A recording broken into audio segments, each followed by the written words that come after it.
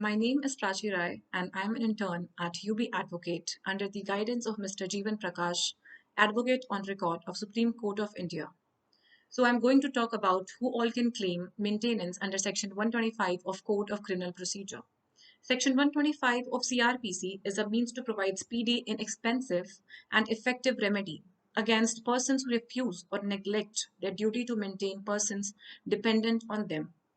Any wife, whether of major or minor age, who is unable to maintain herself is entitled to maintenance under Section 125. The term wife under this section included an unremarried divorced wife. A minor child who is whether legitimate or illegitimate or married or unmarried are entitled to claim maintenance under Section 125. If a minor girl's husband is unable to support her, then the father of such girl is required to maintain her according to the proviso in this section.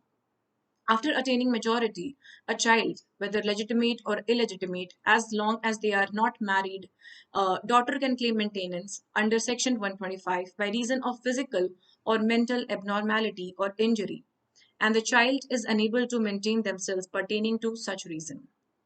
A mother or a father who is unable to support themselves is entitled to claim maintenance under this section from their children.